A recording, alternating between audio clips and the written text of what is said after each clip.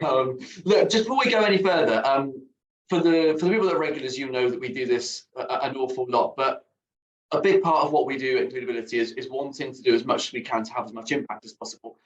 So we partner with the incredible B1G1, a fellow B Corp. Jack, give us a wave. I know you're on the call. So we've got 3 different projects that we will kind of make an impact against. So you either just need to put A, B, or C in the chat feed. So Project A is give a year of access to clean drinking water to a community of Vietnam. Project B is give medicinal treatment to a nursery school child in Ethiopia for a year. Or Project C is provide 3 months of health boosting vitamins to a child in Kenya. So they will put them into the chat feed. When we add it up at the end, we'll then make those impacts through the amazing B1G1. On with the next guest and the amazing Gunraj Arora. Gunraj is a coach, a facilitator, mindfulness practitioner, and qualified lawyer. And he's an incredible advocate for what we do at Includability. He's also appeared on Jack. Dave will put the link to jack.org, which is a mental health platform. There's also a member benefit that Gunraj offers as well. So it's a legal audit. So anyone that's an Includability committed employer will kind of gain access to that. But again, we'll put links in there for that. So Gunraj, mate, the floor is yours. Thanks, Paul, and thanks everyone. I did send some slides to you, Dave. Do you want to share them for me, or I can, if you give me permission, I can share. You haven't got it. If you just give me permission to share, you're looking at me. Then I'll open up my end. Raj, you're a star. All yours to share when you're happy. Thank you. Can I do this now? Is the You've got this, Gunraj. I believe in you. Okay. Let me. That's why I thought maybe. Okay, we'll just open it up here. While you're doing that, do you want to give a bit of background into yourself as well, very quickly? Yeah. So, can you see this now? Is that up here? Oh, you can see it. Okay, cool. So, I will come on to me in a minute. Let me just. How do I put this into presenter view now? Okay, here we go. All right, we see that okay? Okay, cool. So yeah, I guess a little bit about me is well, okay, let me restart. I don't normally share slides because of basically what Michael has shown, which I'm not great with slides. But today I wanted to put a bit of a structure around my conversation. I've spoken a few times. And yeah, the sort of, I guess, the theme or the topic, which will come onto my background is, the heart, and actually how do we kind of put that into practice? And includability, I think for me has shown the way.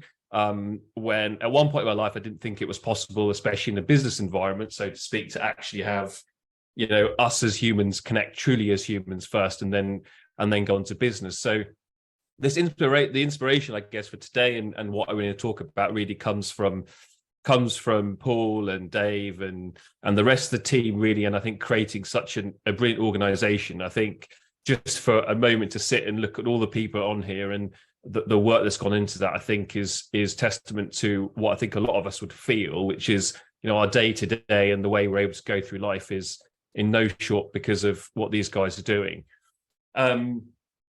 So I guess, to come on to a bit about me, which is why, actually, the slide is quite nice, actually, now I'm looking at it.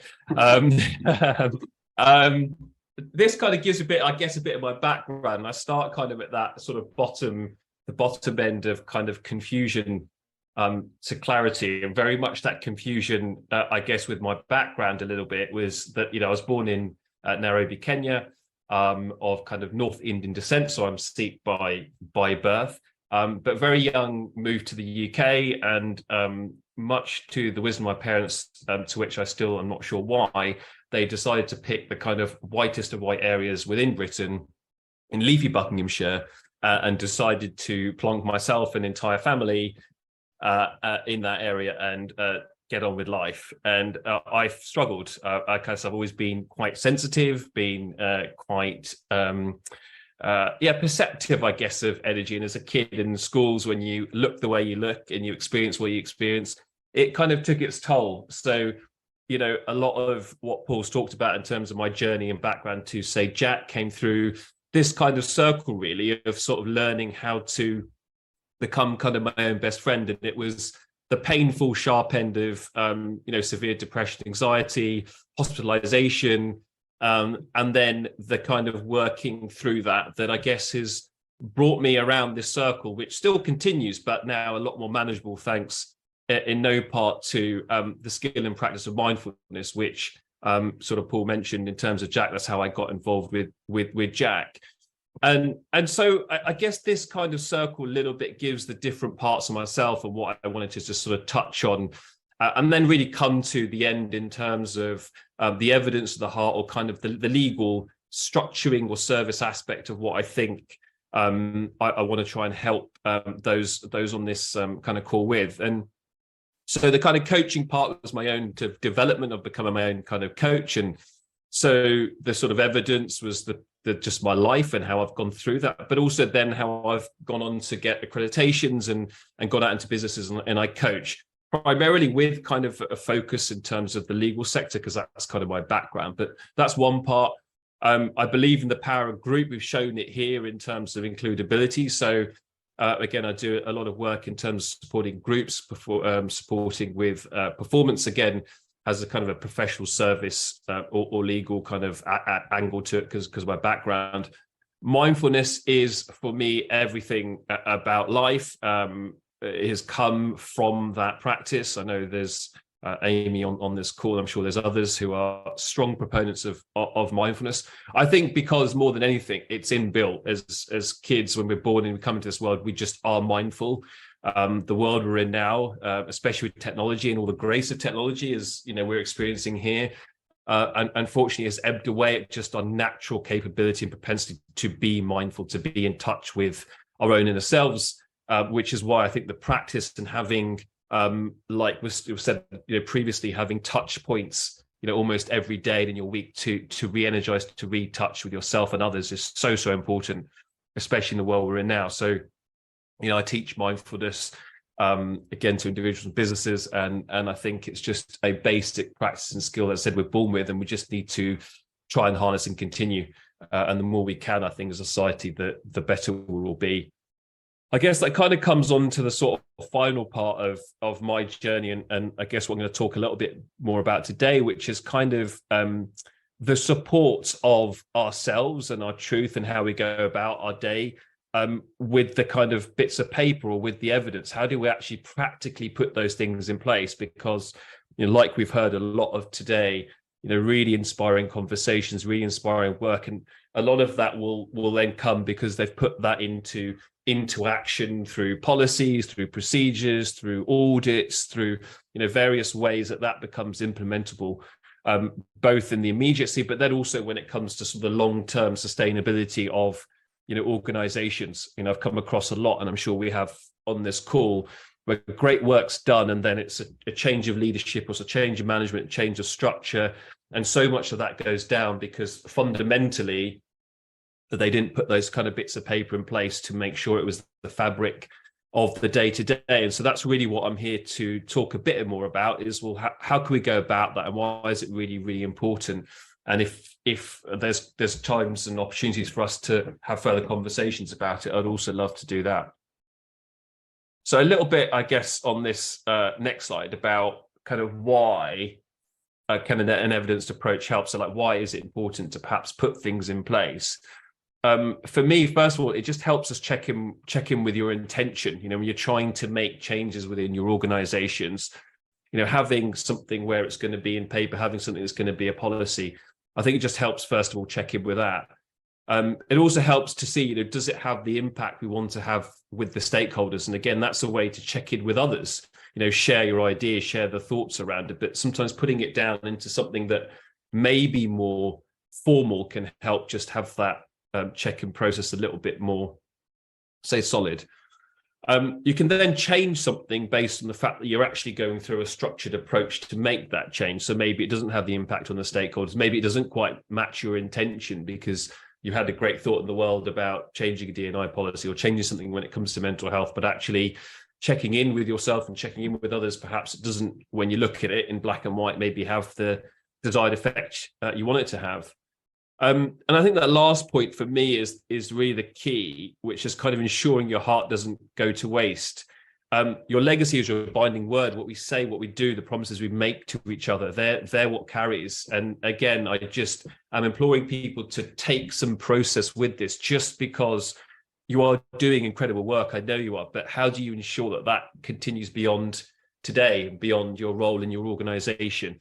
And that's why I think it's so important to have a process, to have something in place by which you can do this in your own way, in your own life, in your own organization. So this is kind of, I guess, a little bit, and this is just covering off really includability and how they go about, supporting all of you with different aspects. And it's just thinking about all of these that are part and parcel of the fabric of includability, and how can you take each of those and whichever particular area you're either passionate about or working within, what is it perhaps even today that you could do, or if you've not already, or you have done, that is that evidence to whichever those areas are. And it could be as simple as, maybe an email you send to yourself or a colleague with, okay, this is what I'm intending in this space. This is what we're doing. How can we maybe formalize it, or what do we need to do to ensure this continues? So that's just a little reflection that I would encourage you guys to think about. I'm sure you're all doing it, but maybe again, just in that slightly extra level of perhaps formality. And I guess lastly, it was quite brief, I guess, with my slides, what I had, but yeah, it'd be great if any of what I've said resonated, if you want further conversation about how I can help or what I do, there's my email, there's my LinkedIn. If nothing else, it'd be great to connect with as many more of you as I already have. Not sure how long that's exactly been, but that's a wrap, I think. incredible promptness in terms of time. But going back and that slide that you've got, and I think the point of kind of ensuring that it's evidenced, but also I think for everyone on here and us going through a verification process every single time with every single organization that comes through, there's a common theme of, I know we're not doing enough. I know we need to do more. We need to do all this. When actually, if the reflection of what they're already doing and evidencing it, like you say, and saying, well, what are we currently doing and why are we currently doing it? The amount of people that come back, having gone through the verification process, come back and go, actually, we are doing quite a lot. And I think no one's ever going to reach a stage of perfection where they're doing everything all of the time incredibly well.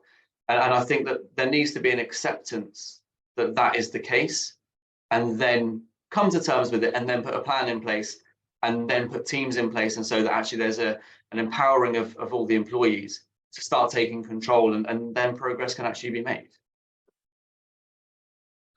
But look, please, as Gunraj said, kind of connect with Gunraj. There's some incredible benefits that we've got. Also, just have an incredible conversation with him. And ask questions and see what you're doing. Go away and use it as an exercise, as a key task over the coming weeks, because I promise you it'll be a brilliant exercise for you to do and could really help.